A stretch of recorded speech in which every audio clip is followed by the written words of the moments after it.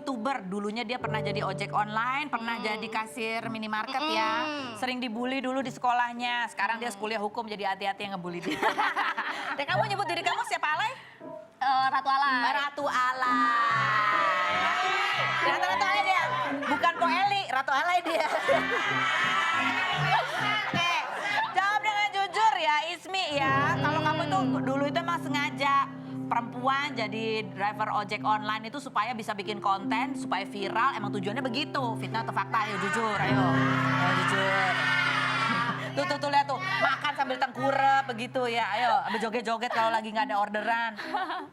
Fitnah sih. Fitnah sih, tapi ada faktanya. Ada faktanya dikit. Ada faktanya dikit. Real nyari duit sih, Emang realnya nyari duit. Kalau dulu bisa kamu berapa sehari? 150 kalau sehari ngojek. seharian ngojek itu. Kalau sekarang penghasilan kamu sebagai YouTuber? Aduh. Sebulan pokoknya udah bisa beli rumah aja sekarang ya. Fitnah atau fakta, Ismi, kalau kamu itu selalu ngikutin apa kata follower kamu, ya kan? Follower nyuruh kamu makan kertas, ya kan? Apa aja disuruh kamu mau, fitnah atau fakta? Fakta. Fakta, iya. Followers adalah Raja. iya. Ya ampun, segitunya ya. Oke baik, fitnah atau fakta? Enggak, tapi ngomong-ngomong gini ya. Kan kamu kayak gayanya kayak gitu. Kamu nggak takut susah cari jodoh ya? Maksudnya mungkin...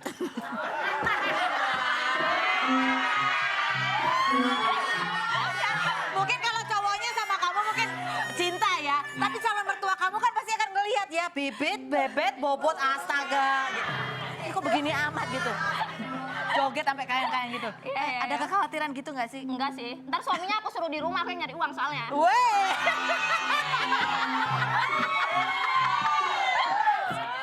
Fitnah, udah punya pacar belum sih Ismi?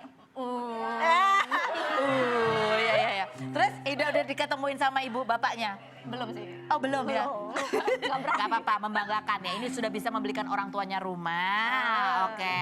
Fitnah atau fakta, walaupun udah dapat puluhan juta dari hasil YouTuber, tapi kamu itu sampai sekarang kalau masih bikin video masih pakai handphone. Fitnah atau fakta? Kalau fakta kalau bikin kameranya pakai kamera, cuma ngeditnya pakai HP masih. Oh gitu, tapi udah bisa 1,3 juta. 3 subscriber, tepuk tangan. Ya, emang susah ya, cari konten susah ya. Susah banget. Tapi pesan aku jangan mundur terus 2 hari balik. Seminggu lah. Agak jeda lah. Seminggu gitu ya, jangan 2 hari, oke ya. Janganlah, malah nggak usah pamit. Jangan pamit. Oke, baiklah, tepuk tangan sekali lagi buat Ismi. Masih ada banyak tamu lagi yang akan kita undang, salah satunya adalah Andi Soraya. Seperti apa, kita lihat dulu profilnya berikut ini. 21 Desember 2018, Steve Emmanuel ditangkap di kediamannya dengan barang bukti kokain seberat 92,04 gram. Steve dikenakan pasal pengguna dan divonis 9 tahun penjara. Saat pemberitaan tentang Steve, nama Andi Soraya, mantan pasangan Steve selama 11 tahun, ikut dikaitkan. Melalui instastory-nya, Ayah meminta media untuk tidak mengganggu dan menanyakan yang bukan urusannya. 27 Mei 2019, Ayah hadir menjadi saksi atas permintaan Darren anaknya bersama Steve. Ayah mengungkapkan Steve sudah mengonsumsi narkoba saat dirinya hamil Darren akibat pergaulan di manajemen artis. Pernah meminta berhenti namun ditolak karena kesibukan bisnis, syuting, hingga ketakutan tidak bisa menenangkan diri dari OCD tanpa narkoba. Dikenal sebagai ayah yang bertanggung jawab, Ayah sempat bingung bagaimana cara membiayai Darren yang selama ini ditanggung Steve. Darren shock dan dilarang Ayah untuk menjenguk Steve, bahkan Darren sempat diajak Sean, anak dari pernikahan pertama Ayah, untuk tinggal di Kanada, tapi dilarang oleh Ayah karena tidak mau Darren lari dari masalahnya. Seperti apa pertemuan kembali Ayah dan Steve saat menjadi saksi persidangan? Apa tanggapan Ayah terhadap vonis 9 tahun untuk Steve? Saksikan kisah selengkapnya hanya di Rumpi No Secret.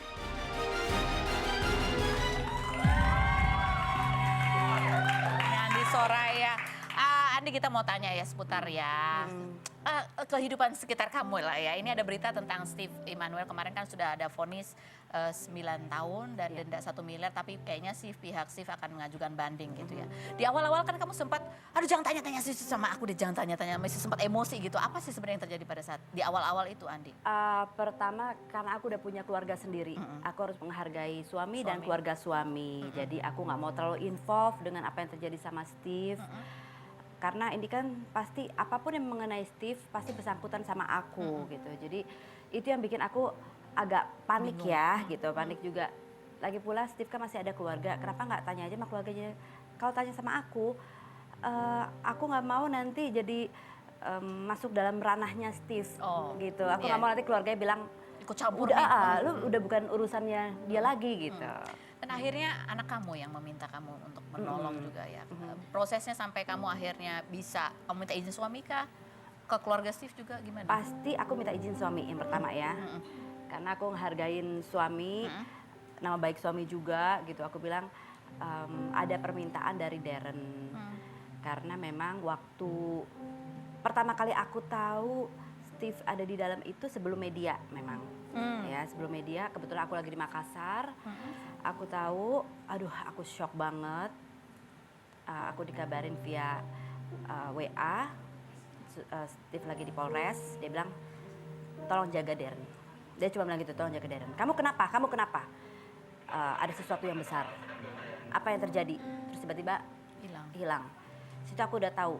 Tiba-tiba adiknya ya aku, dia bilang Steve ada di Polres Jakarta Barat. Situ aku udah tahu kepemilikan katanya. Tapi kamu gimana akhirnya kan, karena kalau baca di berita Darren taunya justru dari temannya di sekolah gitu. Enggak, jadi sebetulnya Darren tahu dari aku karena aku tahu nih, ini sebentar lagi akan keluar di media dan besar-besaran. Anak sekarang itu kan sudah tahu dari media sosial dan lain-lain gitu. Daripada dia shock, kaget dan menjadi, saya itu kan liburan, pas dia masuk itu menjadi bumerang buat dia, lebih baik aku persiapkan diri anak ini. Gimana reaksi Darren waktu itu? Dia shock banget, dia shock, dia bilang, kenapa Dedi? Apa Dedi pecandu? Terus aku bilang, banyak hal yang kamu nggak tahu dan memang itu bukan urusan kamu untuk mengetahui, tapi sekarang sudah keadaan seperti ini, kita berdoa aja buat Dedi. Paling tidak mama hanya mempersiapkan diri kamu di saat kamu mau masuk sekolah. Dan itu dia sendiri bilang, aduh kayaknya aku nggak pengen sekolah, sama aku malu, aku bingung, aku nggak mau sekolah. Di situ akhirnya aku koordinasi dengan guru sekolahnya, dengan kepala sekolahnya. Mereka sudah mengetahui hal ini dan mereka semua menghimbau teman-teman yang lain untuk keep silent seperti tidak terjadi apa-apa. Dan alhamdulillah di saat Darren masuk, yang tadinya dia shock, dia takut dan lain-lain, dicairkan dengan adanya hal itu. Menghibur semuanya Iya. ya. Gimana keadaan Darren sekarang? Dia sekarang kan sempat jangan dulu lihat Steve karena pasti akan sedih karena dua-duanya sensitif. Ya, Gitu. di awal-awal ini memang aku bilang, Darren, mama tidak ingin kamu hadir dulu di sana karena akan banyak sekali pertanyaan kamu dan mungkin kemarahan kamu terhadap Dedi. Karena aku mendidik anak-anak itu kan dengan akhlak-akhlak yang baik, ya. Dan dia selalu melihat contoh yang terbaik adalah orang tuanya. Dia melihat aku, dia pasti melihat Dedinya. Tapi sekarang dia shock karena kok ini ada timpang sebelah. Dan aku bilang bahwa Darren, lihat mama, apa yang mama sudah didik sama kamu, bahwa memang narkoba itu tidak baik, kehidupan seperti itu tidak baik, pergaulan seperti itu tidak baik. Mama mengarahkan kamu ke tempat yang berbeda. Jadi kalau seandainya Dedi seperti itu, kita jangan pernah menjudge dulu. Kita tidak tahu story behind that, ya. Jadi paling tidak sebagai anak kamu support karena Dedi tidak punya siapa-siapa lagi. Okay. Kehidupannya dia tuh memang cuma Darren. Udah ketemu? Belum sama sekali dan terus terang aku komunikasi sama Steve, yang dia berat adalah anaknya. Dia nggak peduli apapun. Dia bilang saya mati dihukum apapun saya tidak peduli. Yang penting anak saya. Bagaimana Darren penilaiannya terhadap saya. Ayah tolong bantu saya. Jangan sampai dia menilai tidak baik tentang saya. Itu yang dia rasa ketakutan dia gitu. Dan terus terang aku bilang sama Darren, mama cuma minta tolong. Mungkin suatu hari nanti kamu harus menjenguk Dedi. Karena semangat hidupnya Dedi ada di kamu.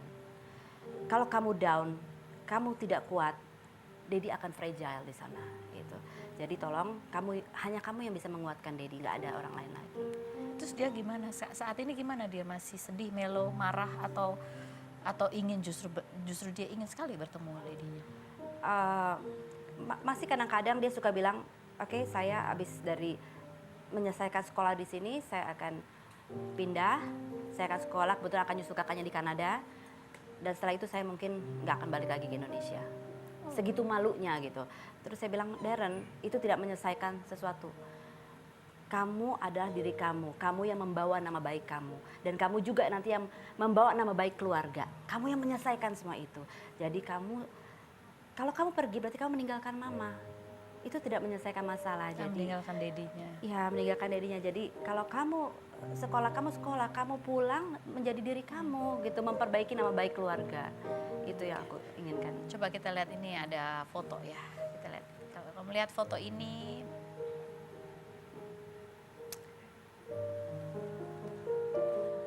ini foto anak kamu yang gede ya. Ya, Sean di sana. Yang sebenarnya dia nggak pengen kamu cerita kalau dia ada di Kanada, betul? Sean orang yang benar-benar Secret. Saya juga bingung.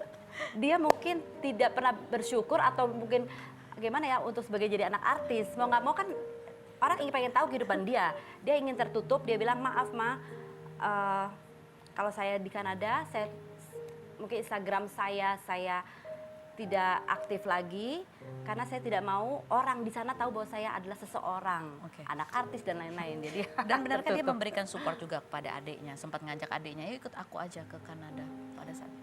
Sean itu benar-benar aku bisa melihat sisi leadershipnya dia ya, seorang pengganti bapak ya, kakak yang luar biasa buat adik-adiknya. Dia benar-benar pemimpin loh.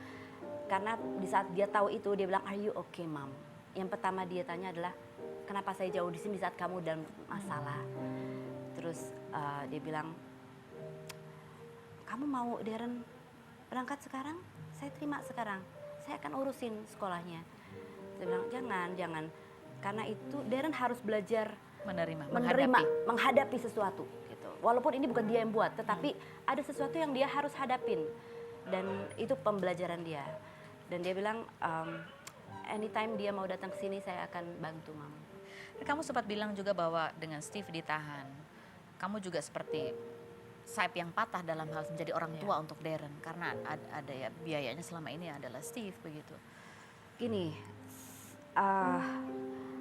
aku dari dulu di saat aku berpisah dengan pasangan hidupku, dengan bapaknya Sean, dengan bapaknya Darren, itu semua bahwa aku yang berpisah. Aku tidak pernah membuat anak-anakku berpisah, sehingga secara emosional, enggak cuma materi, secara emosional mereka tetap sebuah keluarga. Ayah dan anak, ya. keluarga. Jadi di saat tiba-tiba itu tidak ada, pasti kan seperti mereka yang kehilangan, dan di situ aku pun kehilangan. Aku bisa merasakan perasaan mereka, dan di situ Steve juga bilang, aku gimana ayah, aku nanti nggak bisa membiayai. Aku bilang bahwa Steve harus percaya Tuhan.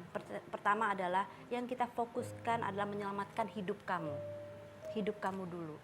Ya, jangan kamu mikirin Darren. Insya Allah rezeki ada dari mana saja, gitu. Jadi yang penting selamatkan diri kamu, kita support kamu, kita berdoa untuk kamu, gitu aja.